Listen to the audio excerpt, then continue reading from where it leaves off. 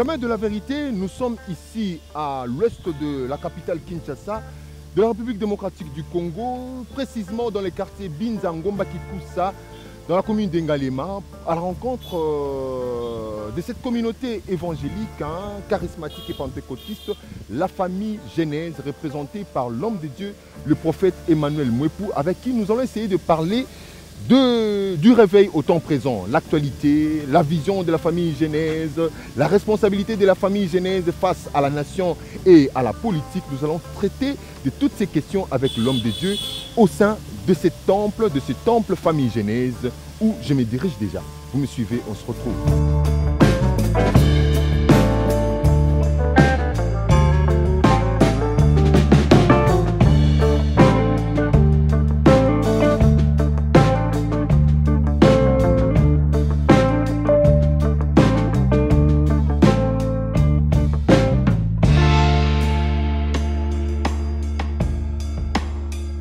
Bonjour pasteur.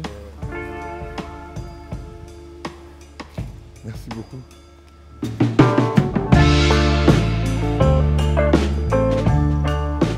Voilà, nous voici installés au sein du temple de la famille Genèse. Nous sommes venus ici pour rencontrer l'homme de Dieu, l'apôtre, le patriarche Emmanuel Mouepou, avec qui nous allons pouvoir essayer de parler un peu de l'église de réveil au temps présent, 60 ans après ces grands pionniers qui se sont battus pour le réveil charismatique de la foi dans notre Seigneur Jésus-Christ. Nous sommes là avec tout ce qui se passe, tous ces tiraillements au sein de cette grande communauté, de cette grande confession religieuse ici en République démocratique du Congo. Nous allons parler de la famille Genèse, nous allons essayer un peu de comprendre cette vision. Pourquoi pas Église Genèse, famille Genèse? Ah, Nzambé, on essaiera un peu de comprendre ça, sa vision. Nous allons parler aussi de la famille Genèse, sa position face à l'actualité religieuse actuelle, donc face à l'actualité, les tiraillements qui s'est fait manifeste au sein de l'église de réveil du Congo. Nous allons aussi parler de la famille Genèse et l'écuménisme.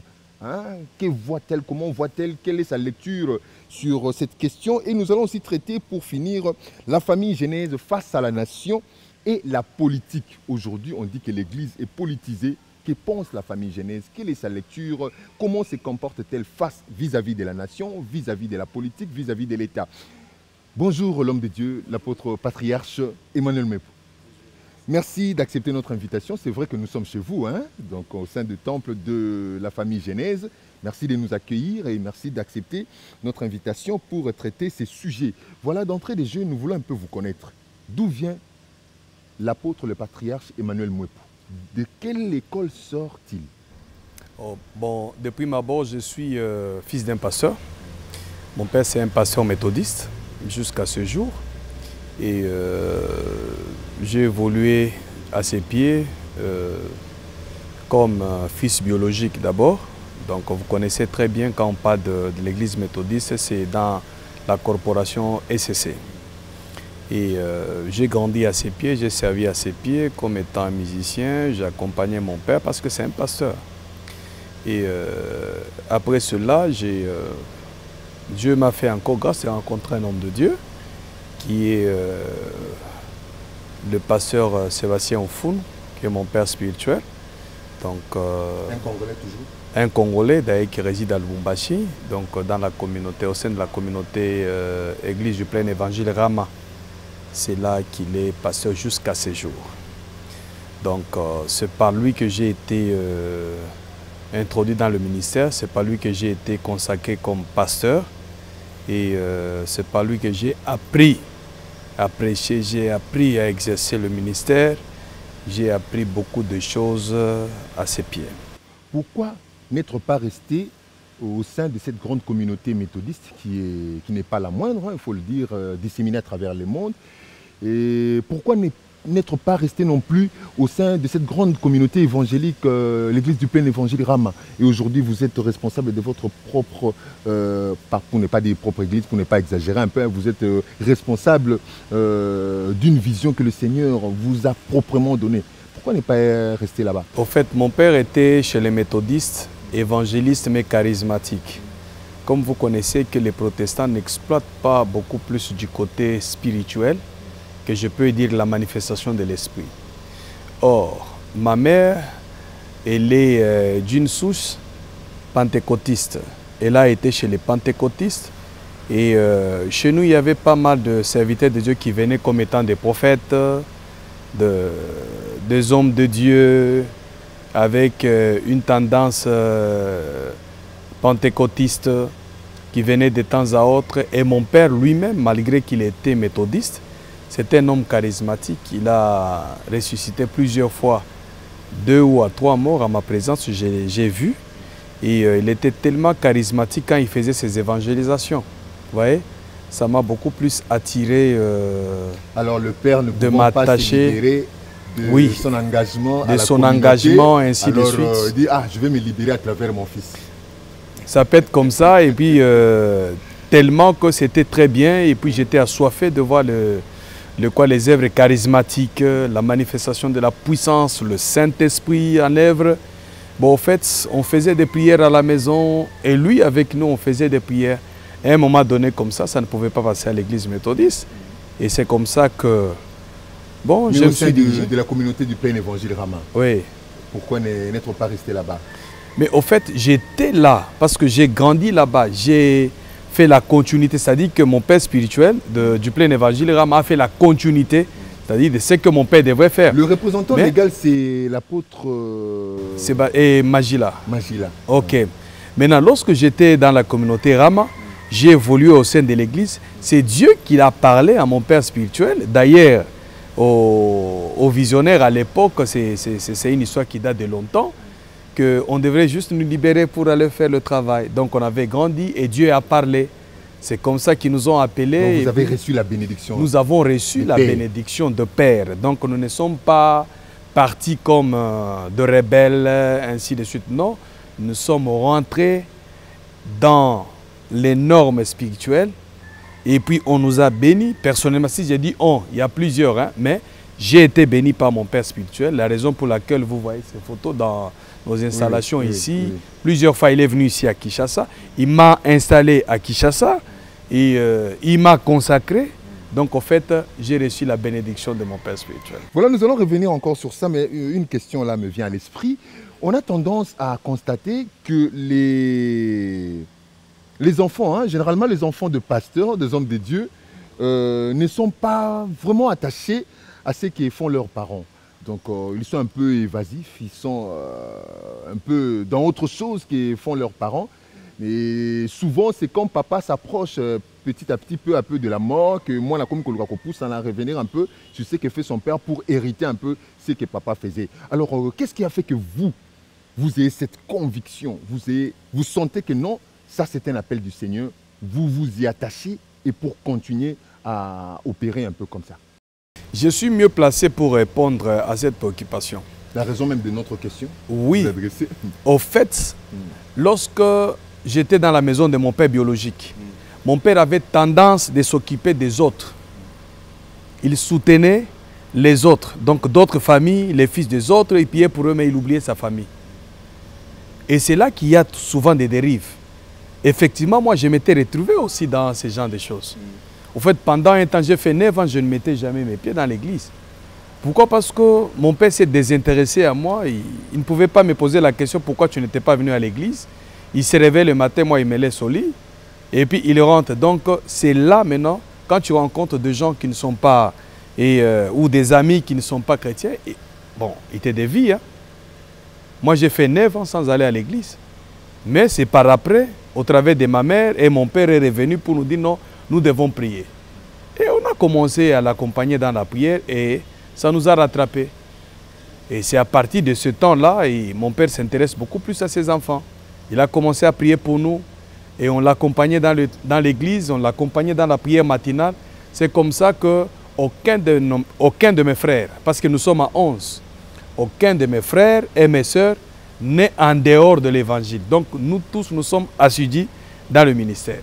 N'est-ce pas une voix quelconque là, comme on l'a toujours entendu, hein, des témoignages qui disent que non, Nzambe Mokalobeleknga, j'ai reçu une vision, un songe par la voix d'un fou. Cela n'est pas venu d'une certaine manière comme ça, pour vous convaincre à suivre papa vraiment, ou c'était simplement comme ça comme... Non, d'abord je vous dis que je suis allé Et avec mon père, Puisque se retrouver déjà dans le monde de péché et puis revenir 9 ans après, ce n'est pas une chose facile. Hein? non, au fait, je Issu d'une n'étais pas... famille Oui, oui. de confession, de foi, et puis le diable vient vous récupérer, il vous retient pendant 9 ans, et puis papa revient comme ça a été facile, car diable pas moi, Oui, mais ce n'était pas facile parce que moi j'avais mes ambitions. Je voyais, tu sais, à l'église méthodiste, mon père a souffert beaucoup. Donc la souffrance nous a imprimé. Alors, qu'est-ce qui se passe? Alors, on s'est dit, moi je me disais que, bon, au fait, pourquoi on doit souffrir comme ça? Mon père prêche, mais je ne vois pas ces dieux-là, on continue à souffrir. Tu vois, ce révolte-là a fait assez que je ne pouvais pas l'accompagner dans ce qu'il faisait. Mais au fait, pendant ces 9 ans-là, je n'étais pas plongé dans le paganisme à 100%. Parce que chaque soir, on priait un peu à la maison. Donc, j'étais découragé d'aller prier, j'étais découragé d'accompagner mon père à l'église. Au fait, j'ai laissé parce que mon père aussi nous avait ignorés. Mais quelques temps après, il est revenu pour me dire que non, à partir d'aujourd'hui, à 19h30, la prière. De 19h30 à 20h30, on avait 1 heure full.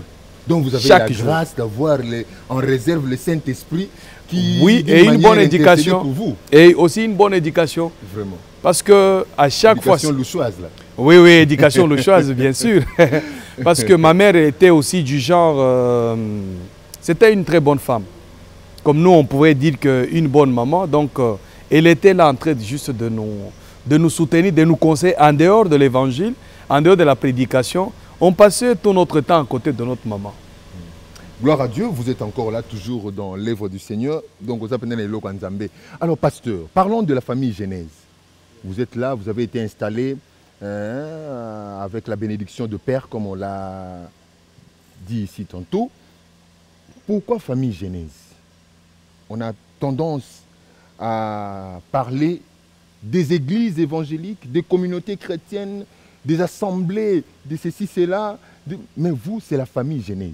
Pourquoi? C'est une bonne question. Au fait, je vous ai dit pendant... Mon père a fait pratiquement, et je peux dire même 50 ans dans l'église méthodiste. Au fait, on a eu le haut et le bas. On a traversé des moments très difficiles.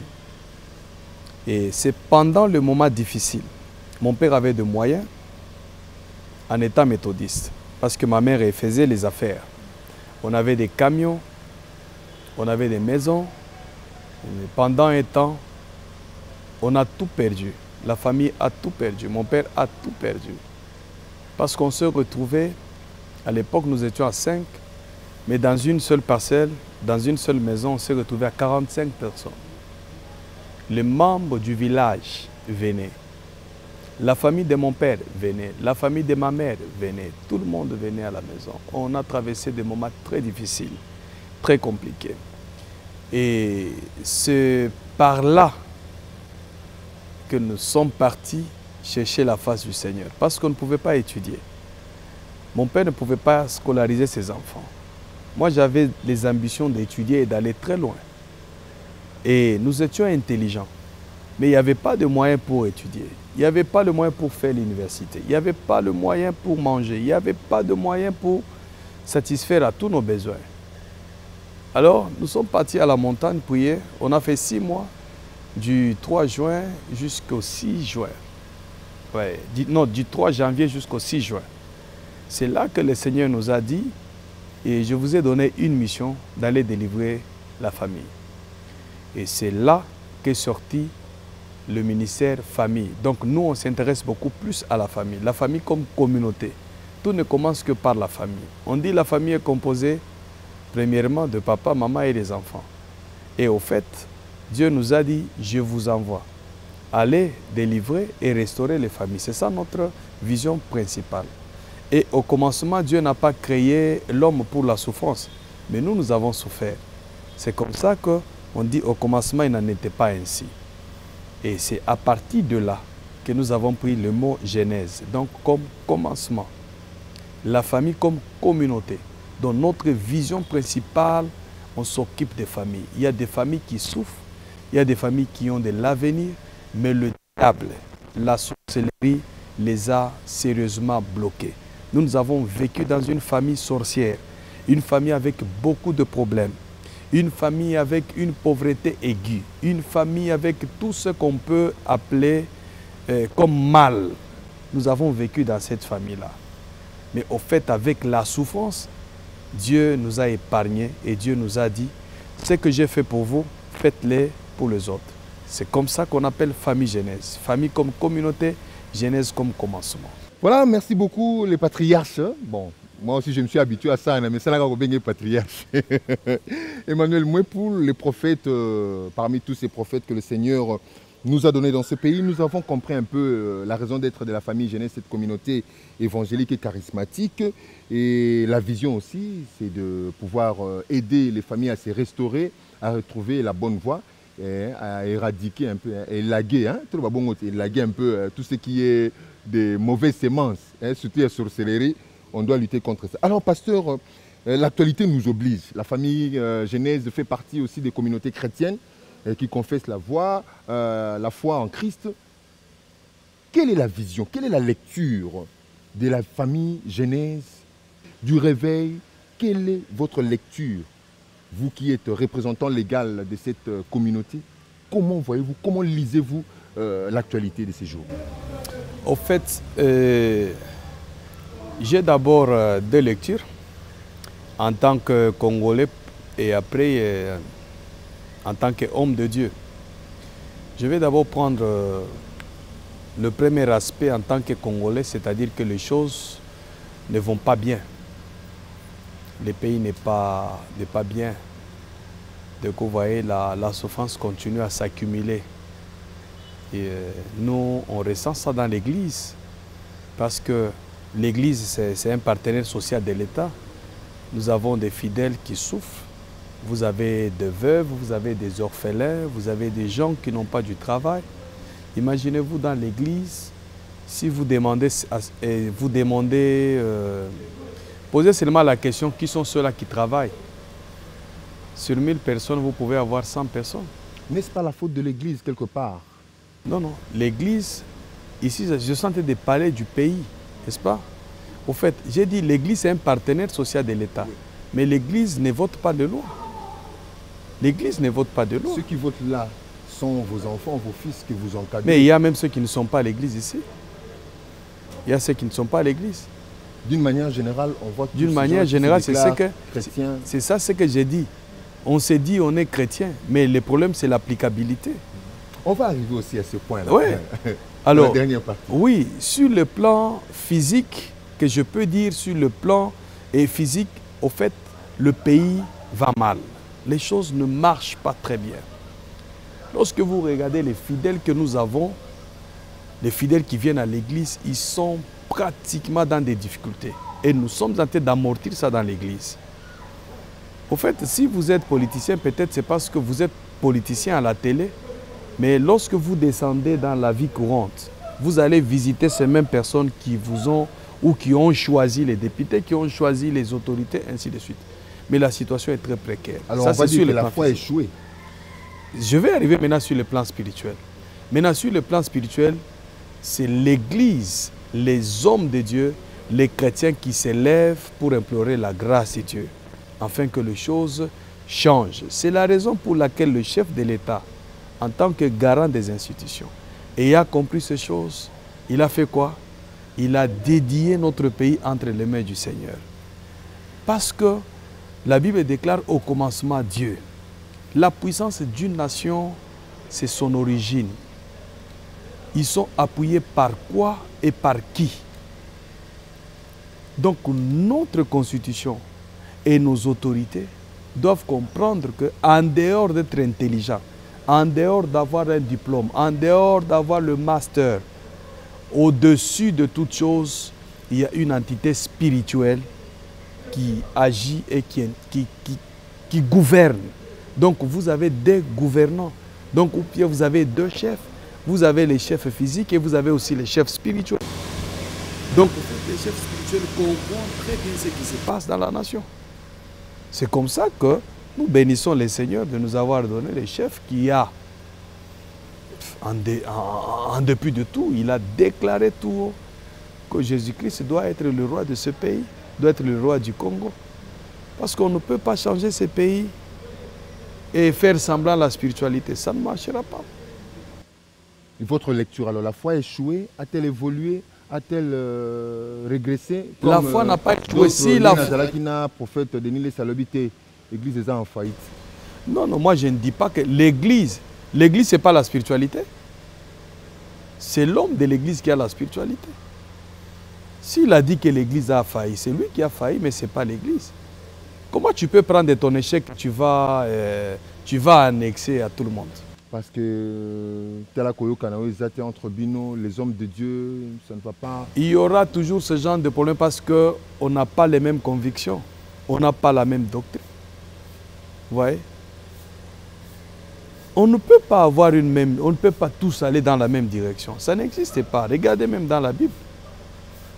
Donc Pierre n'est pas Paul et Paul n'est pas Pierre. Mais tous servaient le même Jésus. Parce que vous appartenez dans quelle confession, disons, communauté? ECC, ERC, catholique?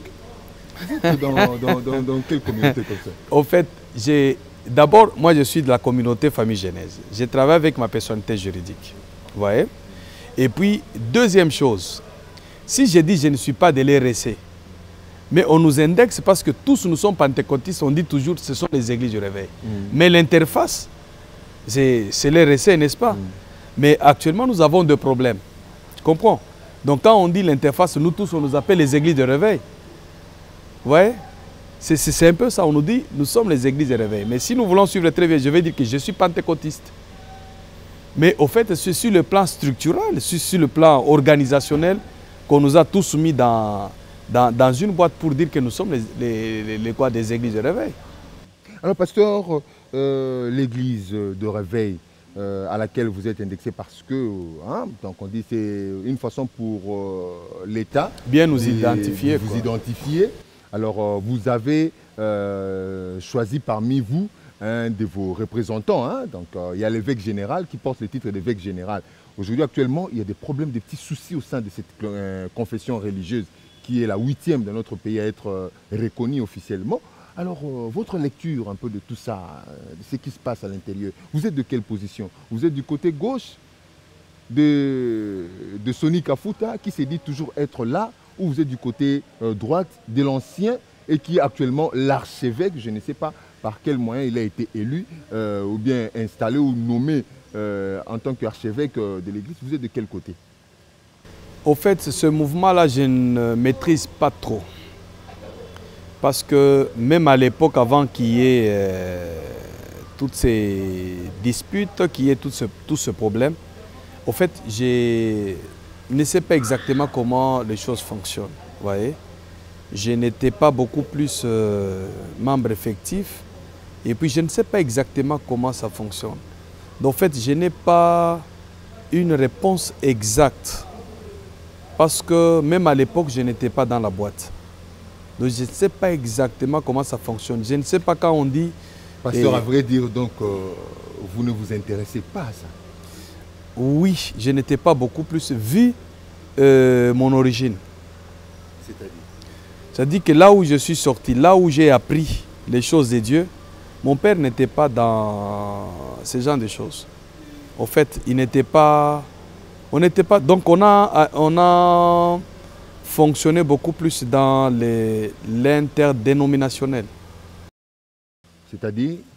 Au fait, il n'y avait pas de réunions... Parce qu'il y a des termes, lorsque vous le dites, vous le déclarez, ce n'est pas au commun des mortels, tout le monde ne saura pas comprendre. On peut se dire, oui, je suis chrétien, mais lorsque vous parlez d'interdénominationnel, oui. il faut... Donc on n'avait pas de connotation dénominationnelle, c'est-à-dire que moi, j'appartiens dans telle plateforme, moi, j'appartiens dans telle plateforme, j'appartiens dans telle plateforme.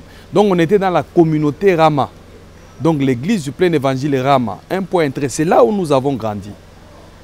Donc, je n'avais pas vu mon père spirituel pour dire que voilà, nous sommes des RSC, nous sommes de ça, de ça, de ça. Nous, c'était la communauté Rama, point barre. Et quand je suis sorti de là, on m'a libéré. Je m'occupe de ma communauté Famille Genèse. Donc, en fait, il y a le grand nom qu'on appelle les églises du réveil, les pentecôtistes. Nous, on appelait les pentecôtistes. Vous voyez, vous avez la 30e communauté. Vous allez me poser la question, la 30e communauté est dans les RC, je ne sais pas. Vous voyez, 45e communauté. Donc nous, on évolue en termes de communautés. Vous voyez? Alors, pasteur, pour terminer avec un peu cette question-là de l'église de Réveil, alors, votre jugement, c'est vrai, ce sont de frères, ce sont de bien-aimés qui partagent la même foi que vous. Et vous aussi, en tant que frère, en tant que serviteur de Dieu, en tant que responsable, quel est votre jugement? Qu'est-ce que vous pouvez préconiser ou conseiller à vos bien-aimés qui se tiraillent aujourd'hui? La paix. Qui est la paix entre eux. Et puis, malgré qu'il y a la divergence d'opinion, et je pense que chacun a été appelé par Dieu. Et celui qui les a appelés va parler à leur cœur. Je sais qu'avec le temps, il y aura la paix. C'est pourquoi je ne peux pas émettre mon opinion avec sévérité. Je sais que ce sont des serviteurs de Dieu. Avec le temps, ils vont s'entendre. Avec cette maîtrise que vous avez là, on peut dire que, ou conclure que ces tiraillements ou bien cette dispute ou bien cette situation n'est pas nouvelle, hein? Donc elle est aussi, elle peut se justifier dans la Bible. Ça peut se justifier dans la Bible et puis ça peut se justifier avec le temps. Le temps, c'est le plus grand prophète. Il peut y avoir des petits problèmes aujourd'hui, mais demain, ça va se régler. Ce sont des serviteurs de Dieu. C'est un problème des hommes de Dieu. Je dis très bien, c'est un problème des hommes de Dieu. Et Dieu lui-même va régler cette affaire. Les politiciens peuvent se mêler dedans, comme vous avez posé la question. Vous pouvez avoir d'autres personnes qui peuvent se mêler dedans. Mais c'est une affaire de Dieu. Comme c'est une affaire de Dieu, Dieu lui-même a la capacité de trouver la solution concernant ce problème. Le réveil au temps présent, nous parlons un peu de différents points, hein. Nous avons parlé de la vision de la famille Genèse. Nous avons essayé de comprendre d'abord notre invité, qui est-il, parce que c'est la première fois qu'il soit avec nous sur ce plateau. Nous avons essayé de comprendre aussi ce que c'est la famille Genèse, cette grande communauté charismatique, évangélique dans notre pays, et de sa vision aussi. Et là, nous parlons maintenant de l'actualité, hein. Nous essayons un peu d'avoir la lecture de l'homme de Dieu ainsi que de la communauté qu'il dirige, de laquelle il est représentant légal, sa position face à l'actualité, l'église du Réveil, parce qu'ils sont indexés dans l'église du Réveil du Congo, hein, vu qu'ils sont tous du courant pentecôtiste. Et pasteur, nous voulons parler maintenant de ce point, l'écuménisme. Hein, vous vous sentez comment l'écuménisme, comment vous le comprenez? Parce qu'un homme de Dieu, un serviteur de Dieu, un prophète a dit, l'écuménisme c'est la bête. Ah, si c'est combien de têtes? La bête de l'Apocalypse est là avec 10 têtes, c'est ça l'écuménisme.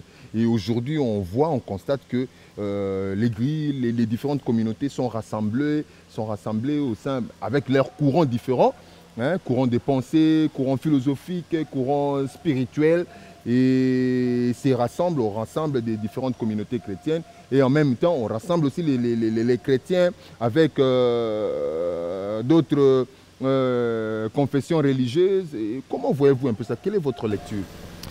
Au fait, l'écuménisme, il faut d'abord qu'on comprenne bien le contexte de l'écuménisme.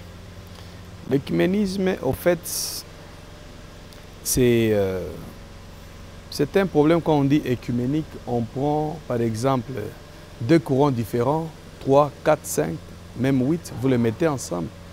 Vous connaissez une Bible qu'on appelle Tob. On a dit tradition écuménique biblique, n'est-ce pas? Vous allez trouver là-bas, vous avez les Séracides, vous avez les Maccabées. Mais nous, on ne peut pas l'utiliser ici. Donc si nous utilisons Louis II. Alors comment moi je peux faire un débat avec vous? Parce que moi je n'ai pas Maccabée dans ma Bible et vous l'avez dans votre Bible. On va discuter sur base de quoi? L'écuménisme, tout simplement, ça peut s'interpréter aussi en tolérance. Vous voyez? Ce que vous utilisez, moi je ne l'utilise pas, mais ce n'est pas pour autant que vous êtes mon ennemi.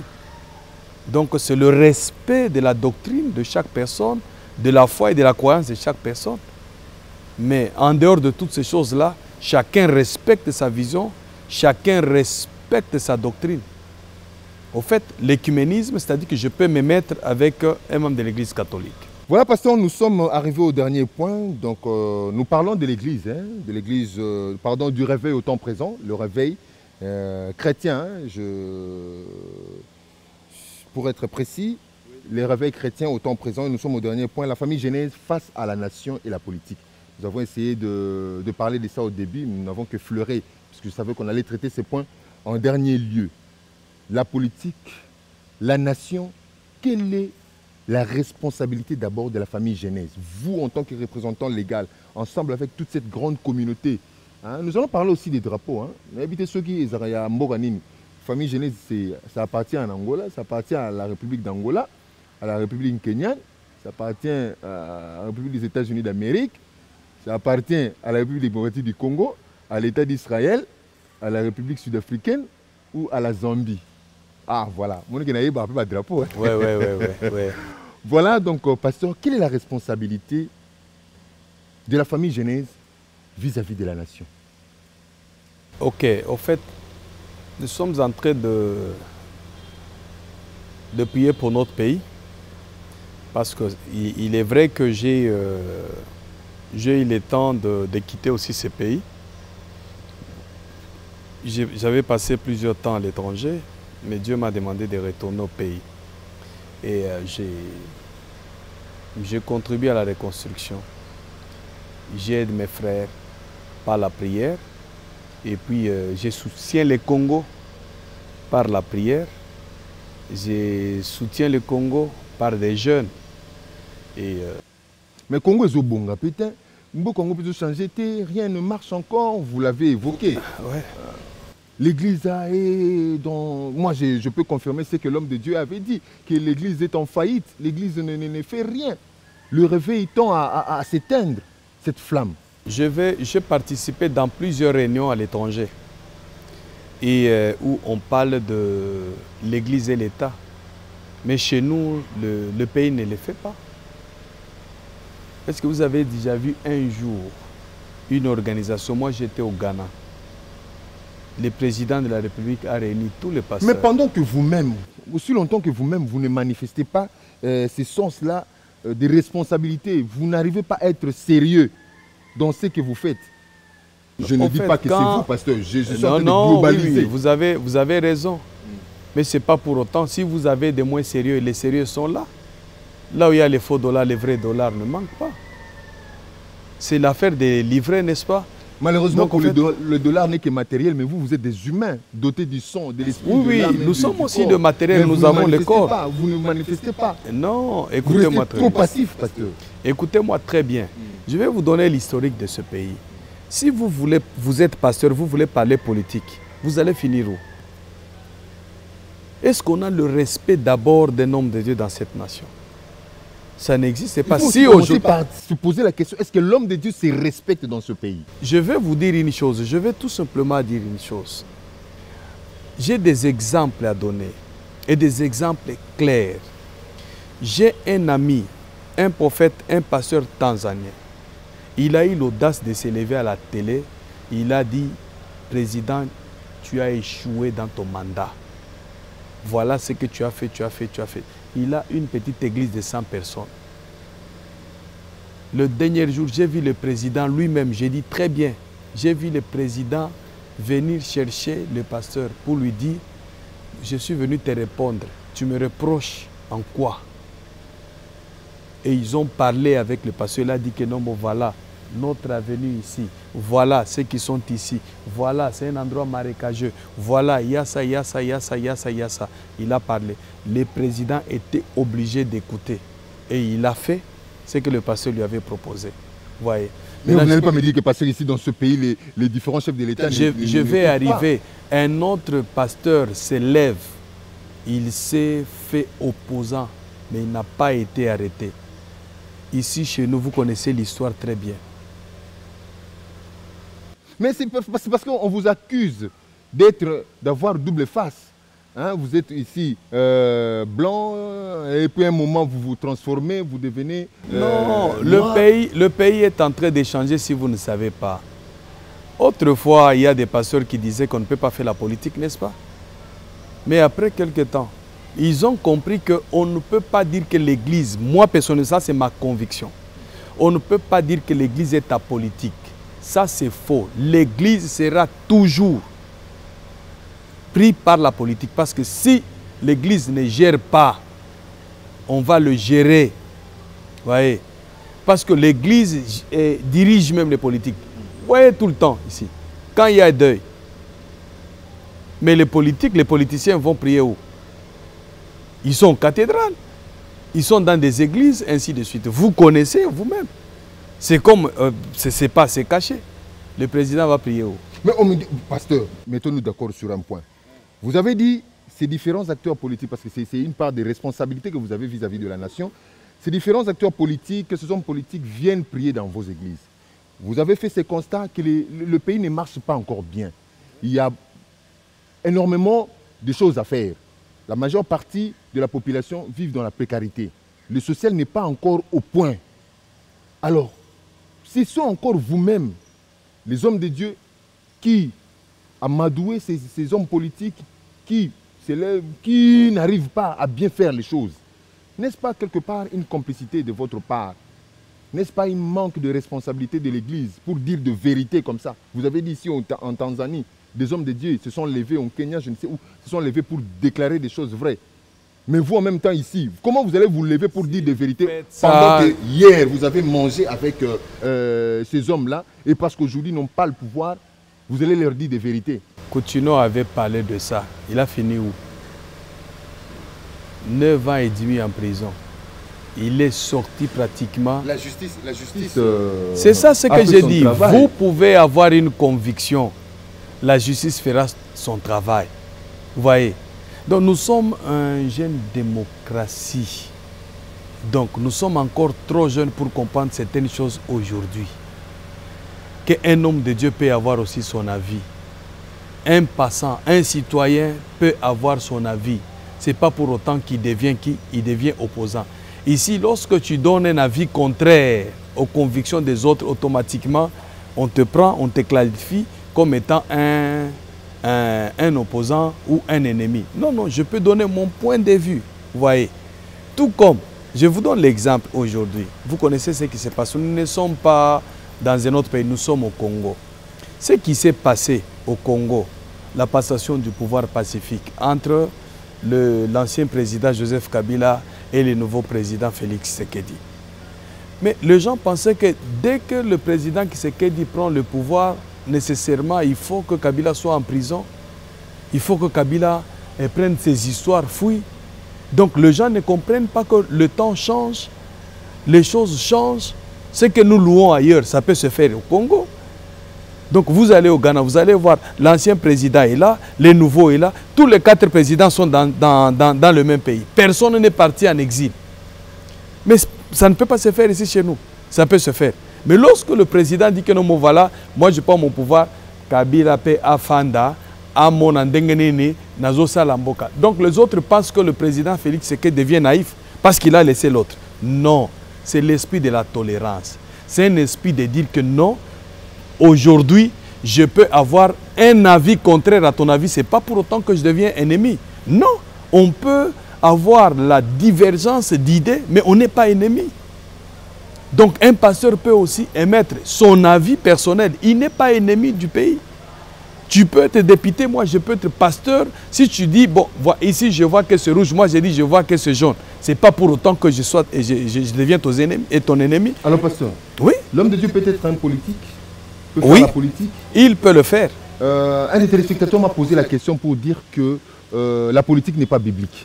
Moi, je lui ai dit, non, mais la politique ne date pas d'aujourd'hui. La politique, c'est seulement la façon de gérer la nation, de gérer l'État.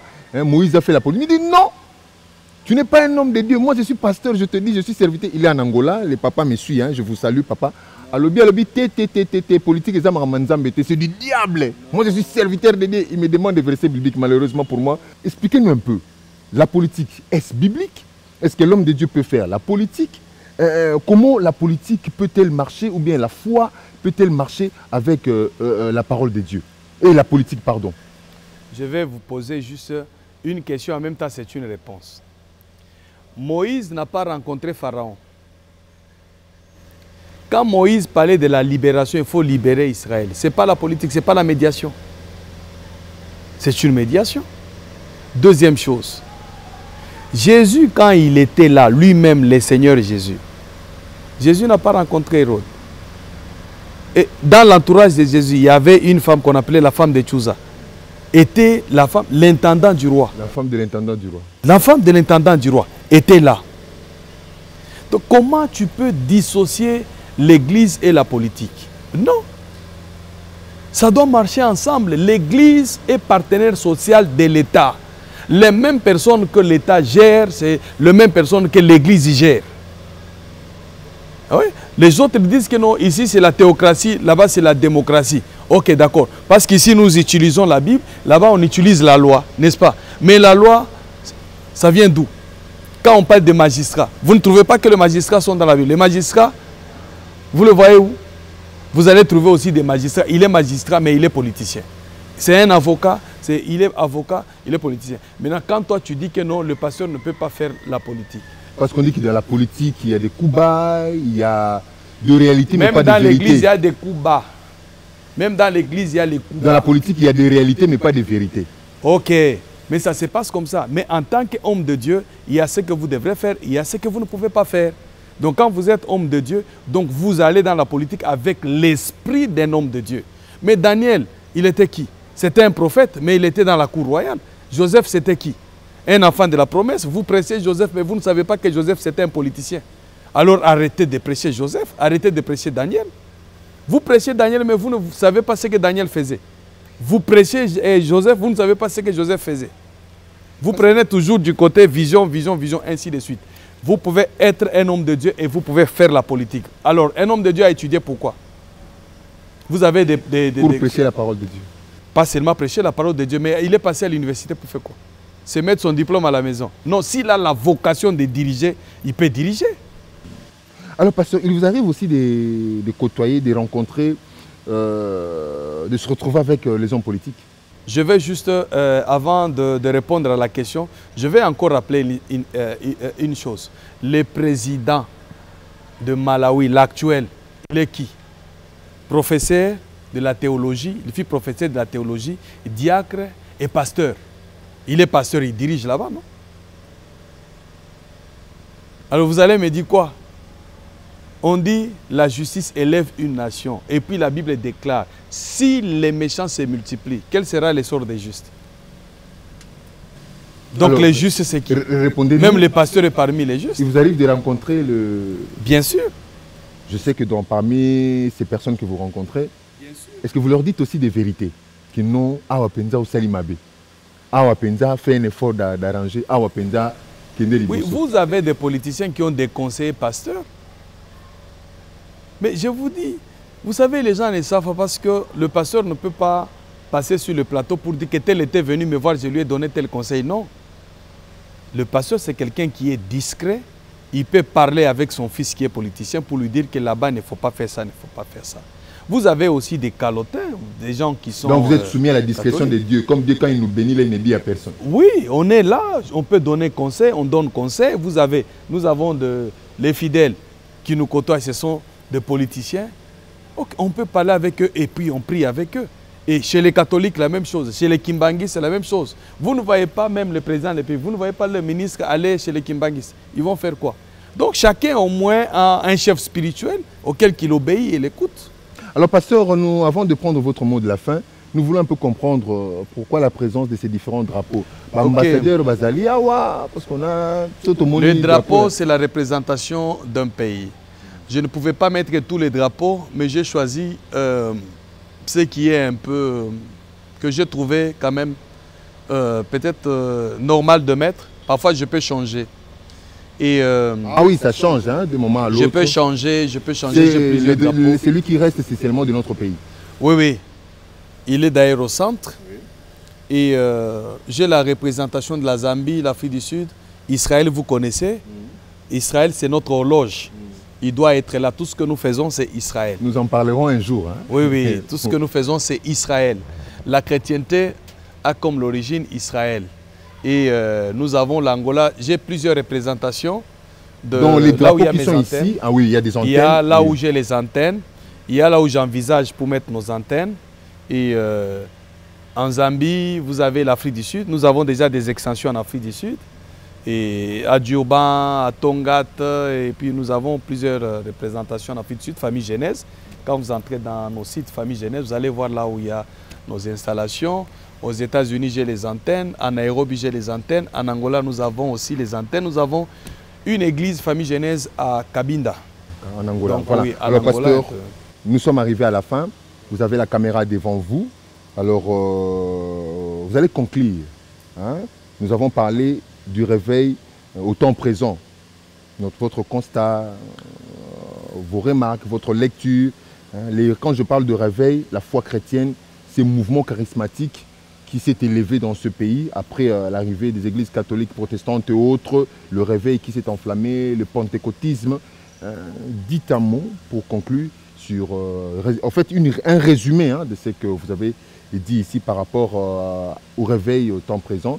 Et je donnerai aussi l'occasion de dire le rendez-vous, de situer l'église ici à Kinshasa, de donner le rendez-vous des cultes pour tous ceux-là qui voudraient venir communier avec vous, et aussi le numéro de contact pour ceux-là qui voudraient entrer en contact avec vous. Merci. Et ma lecture pendant ce temps, c'est un discours de paix dans tout ce que nous allons faire. Parce que Dieu est la paix, et sans la paix, on ne peut rien faire. Et j'ai dit à tout le peuple qui nous suit en ce moment, que vous soyez à l'intérieur du pays, que vous soyez à l'extérieur du pays. Et rien ne dépasse la paix. Tout ce que vous pouvez faire, tout ce que nous pouvons faire, nous devons le faire avec un esprit de paix.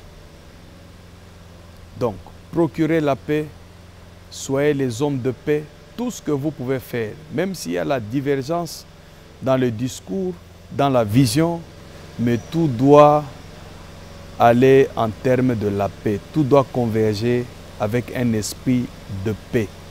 Je souhaite que vous soyez chrétiens, que vous soyez musulmans, de n'importe quelle obédience, de n'importe quelle tendance, que vous ayez la culture de la paix et non la haine, la séparation. Le tribalisme n'est pas de Dieu, le régionalisme, le provincialisme n'est pas de Dieu.